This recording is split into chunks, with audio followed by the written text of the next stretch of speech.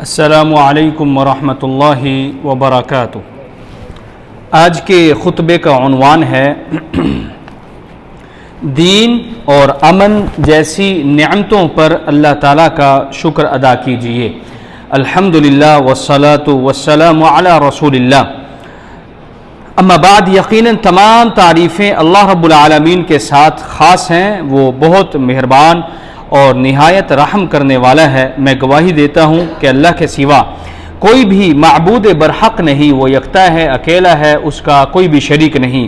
اور میں یہ بھی گواہی دیتا ہوں کہ جناب محمد رسول اللہ صلی اللہ علیہ وسلم اللہ تعالیٰ کے بندے اور اس کے آخری رسول ہیں۔ اللہ تعالیٰ آپ پر، آپ کی آل پر اور تمام صحابہ کرام پر ڈھیروں درود و سلامتی نازل فرمائے۔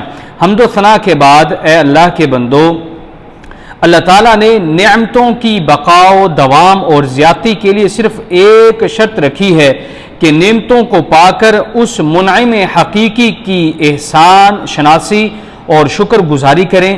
جب ایک شخص آپ پر کوئی معمولی احسان کرتا ہے تو بے ساختہ آپ کے زیر لب شکریہ جیسے الفاظ آ جاتے ہیں، اور اگر اسی نے آپ کو کسی تنگی سے نکال دیا اور نازک وقت میں آپ کے کام آیا تو آپ اس کے احسان شناس بن جاتے ہیں اور اس کے احسان کا اعتراف کرتے ہوئے کہتے ہیں کہ نہ جانے کن الفاظ میں آپ کا شکریہ ادا کروں۔ آپ کی شکر گزاری کے لیے ہمارے پاس الفاظ نہیں۔ ذرا سوچئے، آپ کا یہ معاملہ ایک معمولی انسان کے ساتھ ہوتا ہے، اور ایسے انسان کے ساتھ جس سے کبھی کبھار ایسا سابقہ پڑتا ہے، تو پھر مالک ارض و سما اور رب العالمین کے ساتھ ہمارا معاملہ کیسا ہونا چاہیے، جس کا ارشاد ہے اسی نے تمہیں تمہاری منہ مانگی کل چیزوں میں سے دے رکھا ہے۔ اگر تم اللہ تعالیٰ کے احسان گننا چاہو تو انہیں گن نہ سکو۔ اس منعم حقیقی کا فرمان یہ بھی ہے، اور تمہیں اللہ تعالیٰ نے اپنی ظاہری و باطنی نعمتیں بھرپور دے رکھی ہیں۔ بندے پر اللہ تعالیٰ کی بے شمار انگنت اور لامتناہی نعمتیں ہیں۔ قطرہ آب سے پیدا ہونے والا انسان کبھی کچھ نہیں تھا، اللہ تعالیٰ نے اسے 9 مہینے تک رحم مادر میں رکھا، کرۂ ارض پر وجود بخشا اور بے شمار ظاہری و باطنی نعمتوں سے نوازا۔ اللہ تعالیٰ قرآن مجید میں ارشاد فرماتے ہیں، اللہ نے تم کو تمہاری ماؤں کے پیٹوں سے نکالا اس حالت میں کہ تم کچھ نہ جانتے تھے۔ اس نے تمہیں کان دیے، آنکھیں دی اور سوچنے والے دل دیے، اس لیے کہ تم اسی کے شکر گزار بن جاؤ۔ اے اللہ کے بندو، اللہ تعالیٰ ارشاد فرماتے ہیں، تم مجھے یاد رکھو، میں تمہیں یاد رکھوں گا، اور میرا شکر کرو اور کفران نعمت نہ کرو۔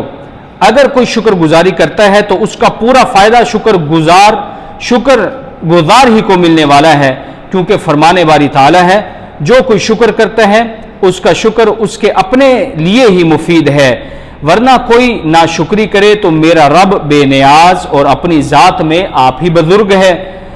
تاہم اللہ تعالیٰ اپنے بندے کی اطاعت اور شکر گزاری دیکھنا چاہتا ہے، اسی لیے اللہ تعالیٰ نے ہمیں شکر گزاری کا حکم دیا، شاکرین کی تعریف کی اور اپنے خاص بندوں کو اس صفت سے متصف کیا۔ چنانچہ قوم لوط کے بارے میں اللہ تعالیٰ ارشاد فرماتے ہیں، بے شک ہم نے قوم لوط پر پتھر برسائے، سوائے لوط کے گھر والوں کے ہم نے انہیں پچھلی رات نجات دی، یہ ہماری طرف سے فضل ہے، جو شکر کرتا ہے ہم اسے ایسا ہی بدلہ دیا کرتے ہیں۔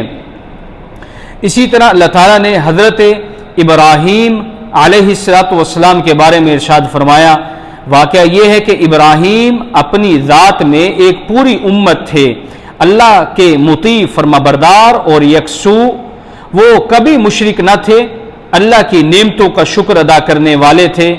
اللہ نے ان کو منتخب کر لیا اور انہیں سیدھا راستہ دکھلایا۔ اسی طرح حضرت نوح علیہ السلام کی بابت اللہ تعالیٰ نے قرآن مجید میں ارشاد فرمایا، تم ان لوگوں کی اولاد ہو جنہیں ہم نے نوح علیہ السلام کے ساتھ کشتی پر سوار کیا تھا، اور نوح علیہ السلام ایک لشکر، ایک شکر گزار بندہ تھے۔ اور پھر اللہ تعالیٰ نے اپنا نام بھی شاکر اور شکور رکھا ہے۔ جس سے شکر گزاری کی اہمیت مزید دوبالا ہوتی ہے۔ شکر کی اہمیت کا اندازہ اس بات سے بھی لگایا جا سکتا ہے کہ اللہ تعالیٰ نے قرآن کریم کے اندر شکر کا ذکر متعدد معانی میں تقریباً 75 مقام پر ارشاد فرمایا ہے۔ اے مسلمانوں، اے اللہ کے بندو، امن زندگی کے اہم ترین مطالبات میں سے ہے، جس کی بدولت خوشحال زندگی میسر آتی ہے۔ اس کی بدولت اطمینان اور استحکام نصیب ہوتا ہے۔ امن ہی کی وجہ سے فتنوں اور فسادات سے تحفظ فراہم ہوتا ہے۔ لہذا امن ایک نعمت غیر مترقبہ اور بہت بڑا احسان ہے، جس کی حقیقی قدر و قیمت سے وہی آشنا ہو سکتا ہے جو امن کے فقدان کا شکار ہو، جس کے شب و روز اور سفر و حضر آزردگی، بے چینی اور اضطراب میں گزرتے ہوں۔ امن جیسی نعمت کے ذریعے اللہ تعالیٰ نے تمام لوگوں پر عظیم احسان کیا ہے۔ اللہ تعالیٰ قرآن مجید میں ارشاد فرماتے ہیں، ان میں راتوں اور دنوں کو با امن و امان چلتے پھرتے ہو، اور نبی کریم صلی اللہ علیہ وسلم نے ارشاد فرمایا، جس نے جسمانی تندرستی اور اپنے بال بچوں اور مال اسباب سے اطمینان کی حالت میں صبح کی، اور اس کے پاس ایک دن کا کھانا بھی ہوا، گویا اس کے پاس تو پوری دنیا ہی آ گئی۔ جب نظام امن درہم برہم ہو جائے، اس کی بنیادیں ہلا دی جائیں، تو پھر یقیناً بھیانک جرائم اور اعمال بد میں یکسر اضافہ ہو جائے گا۔ اسی وجہ سے دین اسلام نے ہر اس کام کو حرام قرار دیا ہے جو امن و سکون اور اطمینان و چین میں خلل انداز ہو، اور ہر اس کام سے روکا ہے جس سے خوف و اضطراب پھیلنے کا اندیشہ ہو۔ اسلام کی عنایت اس حد تک وسیع ہے کہ امن و امان کی ضمانت کے لیے ہر اس تکلیف دہ چیز کو حرام قرار دیا ہے جس سے مسلمانوں کو بازاروں، شاہراہوں اور دیگر ضروری جگہوں پر ضرر پہنچنے کا ذرہ برابر بھی اندیشہ ہو۔ اے اللہ کے بندو، امن و امان کی صورتحال اسی صورت میں برقرار رہ سکتی ہے جب ارباب حل و عقد کی اطاعت و فرمانبرداری کی جائے۔ یہی چیزیں دین اسلام کی اساس ہیں، اسی پر دارین کی کامیابی کا انحصار ہے۔ اللہ تعالیٰ قرآن مجید میں ارشاد فرماتے ہیں، یا ایھا الذین آمنوا اطیعوا اللہ واطیعوا الرسول واولی الامر منکم، اے ایمان والو، فرما برداری کرو اللہ تعالیٰ کی، اور فرما برداری کرو رسول کی، اور فرما برداری کرو تم میں سے اختیار والوں کی۔ امن و امان کو قائم رکھنے کا ایک سبب یہ بھی ہے کہ حکومتی سطح پر عوام الناس کو عدل و انصاف کی فراہمی ہو، مختلف میدانوں میں فساد ختم کرنے کی کوشش کی جائے، اور مجرموں اور فساد برپا کرنے والوں کو قابو میں رکھا جائے۔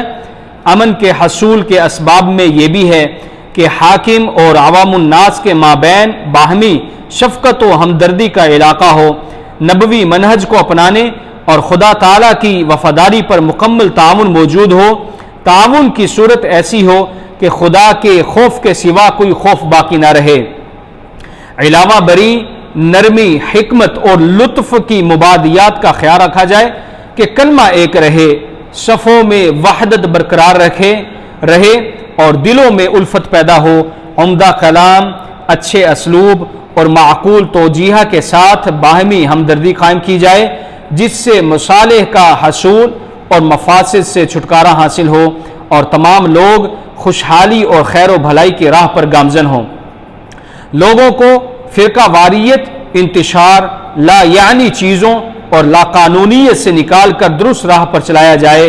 جو کوئی اخلاص اختیار کرے گا، اللہ اس کو ہر بھلائی کی کنجی اور ہر برائی کے لیے تالا بنا دے گا۔ بلا شبہ اعمال کا دار و مدار تو نیتوں پر ہے۔ اے اللہ کے بندو، اللہ تعالیٰ نے اس ملک کو جو لا تعداد نعمتیں عطا کی ہیں، ان میں سے ایک نعمت کامل امن کی صورت میں ہمارے سامنے ہے۔ اس ملک کو بنے تقریباً 90 سال ہونے والے ہیں۔ اس ملک میں امن کی فضا برقرار رہنے کی مختلف وجوہات میں سے کچھ وجوہ یہ ہیں کہ اس میں عقیدہ توحید کو نصرت حاصل ہے اور منہج سلف پر عمل درآمد ہو رہا ہے۔ سلفی دعوت وہ ہے جس کا نقشہ حضور نبی کریم صلی اللہ علیہ وسلم نے کھینچا، جس کا منہج و دستور قرآن و کریم اور سنت رسول صلی اللہ علیہ وسلم ہے۔ اسی سبب سے یہ ملک سعودی عرب اعلیٰ مقام کا حامل ہے۔ دین اسلام، قرآن و سنت کے نفاذ اور عقیدہ توحید کے قیام جیسی نعمتوں پر ہر شہری کی یہ ذمہ داری بنتی ہے کہ وہ ان نعمتوں پر اللہ تعالیٰ کا شکر ادا کرے۔ ہر شہری اس کے امن و استحکام کا شدید حریص ہو جائے، یہ تمہارا حتمی اور لازمی فرض ہے۔ دشمن متعدد اور مختلف حیلوں کے ساتھ تمہاری اور تمہارے ملک کی طاق میں ہے۔ مہلک نشہ آور اشیاء کے پھیلاؤ اور اپنے افکار و خیالات کے ذریعے تم پر حملہ آور ہے۔ اے نوجوانوں، ان مفاسد سے بچ جاؤ، اپنے دین کی حفاظت اور اپنے ملک کے دفاع کے لیے ڈھال بن جاؤ۔ جس نے تم کو اپنی زمین میں پالا پوسا اور آسودگی عطا کی، ایسے کاموں سے کنارہ کش ہو جاؤ جو نقض امن اور عدم استحکام کا باعث ہو۔ بھلائیوں کے ذریعے خوشخبری دو، اپنے ملک و قوم کے لیے نوید بن جاؤ، بھلائی کی تلاش میں پیش رہو، امن و امان اور آسودگی و خوشحالی کی دستاویز بن جاؤ۔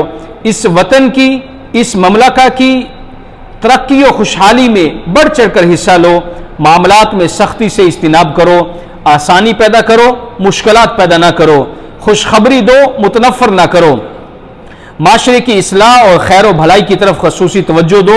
تمہاری گردنوں پر یہ ایک امانت ہے، خوشخبری دو، یہ ایک تمہاری گردنوں کے اوپر امانت ہے کہ جس کے تم جواب دہ ہوگے، کیونکہ اللہ تعالیٰ قرآن مجید میں ارشاد فرماتے ہیں، اے ایمان والو، تم اللہ اور اس کے رسول کے حقوق میں جانتے ہوئے خیانت مت کرو اور اپنی قابل حفاظت چیزوں کی خیانت مت کرو۔ ذہن میں رکھو کہ اس ملک کے حاکم اور علماء و دانشور تمہاری زندگی کو خوشحال بنانے میں تمہارے شانہ بشانہ کھڑے ہیں۔ اللہ کے حکم سے تمہارا ملک خادم حرمین شریفین کی سرپرستی میں مزید خوشحالی اور آسودگی کے لیے کوشاں ہے۔ جو کوئی کسی کو خادم حرمین شریفین اور ولی عہد کی حکم عدولی کرتا ہوا پائے تو وہ فوراً اپنے علاقے کے صاحب حل و عقد سے رجوع کرے تاکہ اس عظیم ملک کے امن و امان کو قائم و دائم رکھا جا سکے۔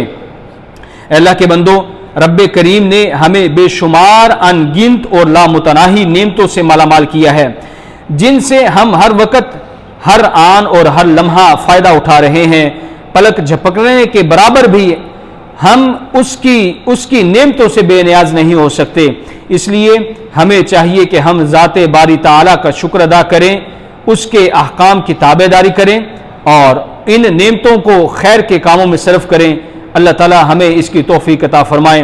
اللہ مجھے اور آپ سب کو کتاب و سنت کی برکتوں سے فائدہ حاصل کرنے کی توفیق عطا فرمائے اور قرآنی آیات نصیحتوں اور اس کی حکمتوں سے ہمیں خوب در خوب نفع پہنچائے۔ سبحان ربک رب العزت عما یصفون وسلام علی المرسلین والحمد للہ رب العالمین۔